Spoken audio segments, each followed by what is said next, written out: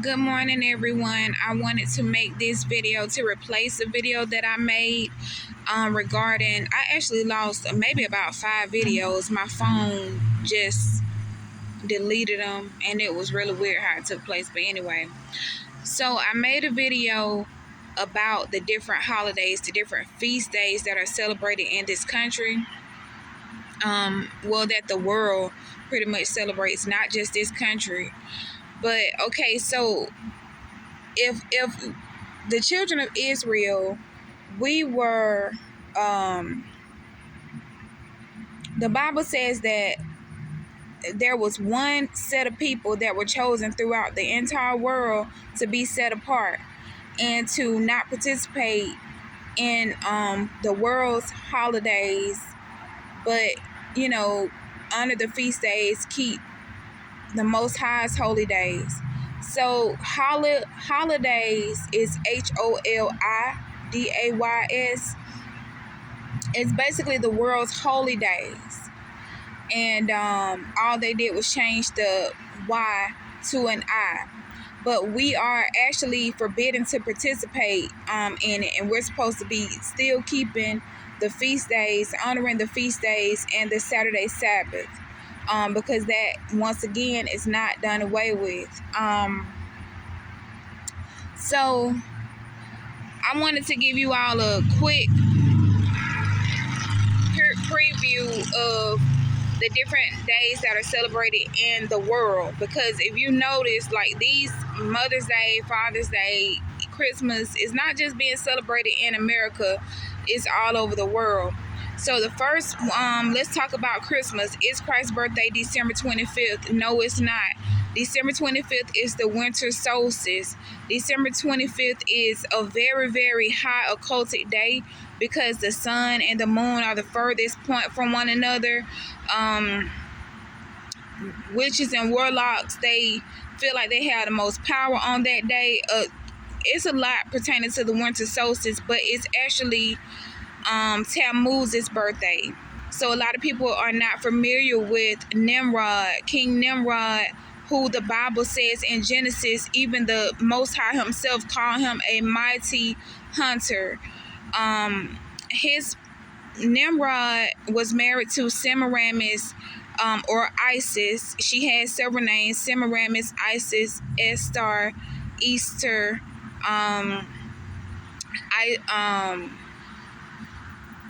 Diana. She's the goddess of fertility. But after the Tower of Babel, when the Most High told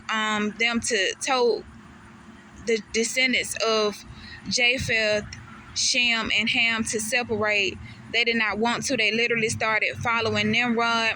Nimrod was considered a god on earth. He was their king, but he was also considered God on earth, so they were listening to him. And they actually started to build the Tower of Babel and try to war against God, and they said that they would be their own gods. And that's when he had to come down and confuse the languages, because if they couldn't complete their mission because they couldn't understand one another, and they were forced to migrate into the lands that he had sent them to or separated them to. So that took place in Genesis, I believe Genesis 11 is the Tower of Babel. And then so only Eber, Shem's descendant Eber, his descendants were the only ones that did not participate in rebelling against the Most High. That is the line that Abraham, Isaac, and Jacob came from. So now we have the Tower of Babel, and Nimrod dies. Semiramis turns around and gets pregnant after Nimrod's death, and she says, "Oh, Nimrod immaculately,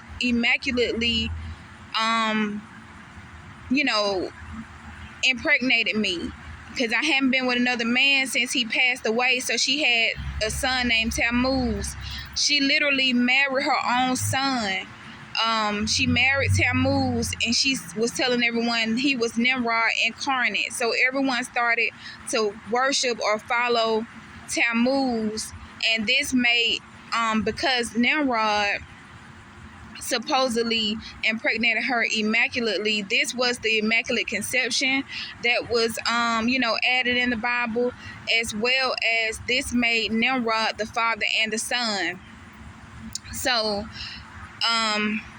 his birthday is December 25th. The Bible also tells us in the book of Jeremiah, do not participate in this holiday. Do not participate in bringing trees in your home and decorating them and lining them with silver and gold. We take the garland, wrap around like a serpent. All of this has symbolic meaning that we don't even realize we're participating in. Baal, Tammuz is Baal.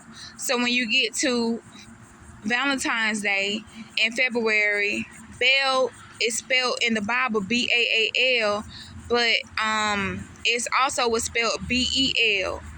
And a symbol for Baal was the heart, the hand put together in the shape of a heart.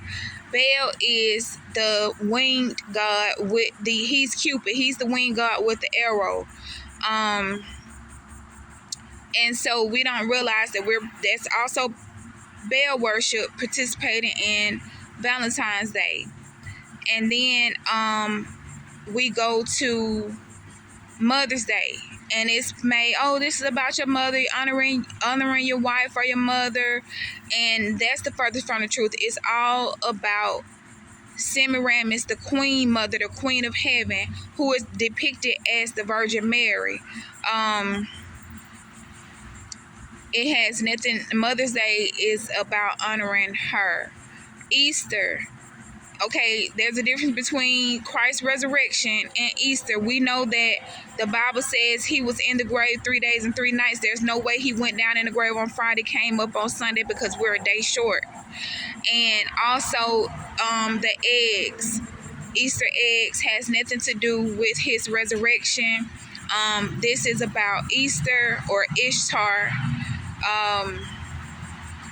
She's the goddess of fertility, and back then they would have concubines at their Babylonian temples.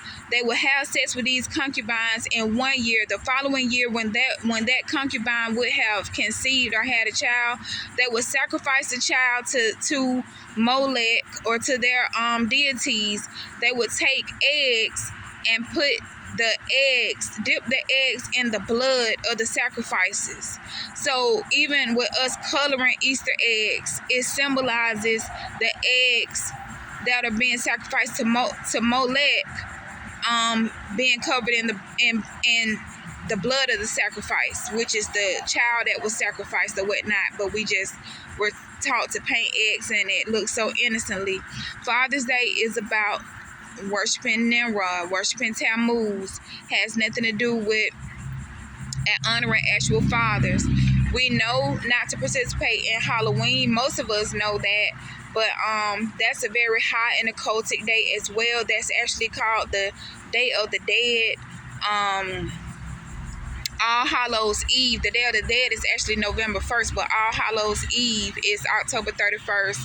And that's a very, very high occultic day. A lot of sacrifices. A lot of children do go missing because sacrifices are done on that day. So even with churches trying to make it innocent, saying we're going to do a harvest festival and not participate in Halloween, but we're still doing having our kids to go gather candy. And when they say trick or treat, it's basically them saying, give me a treat, or I will do a trick on you or cast a spell on you. We should not be participating in any of these days, but we are still supposed to be keeping the holy days of the Bible, because it said to keep them forever. So from my understanding, the definition of forever means forever. It means we don't stop. It means it's not done away with. And so that's just one of the things that Tammuz, even Semiramis, that the Statue of Liberty is Semiramis. She's holding her light.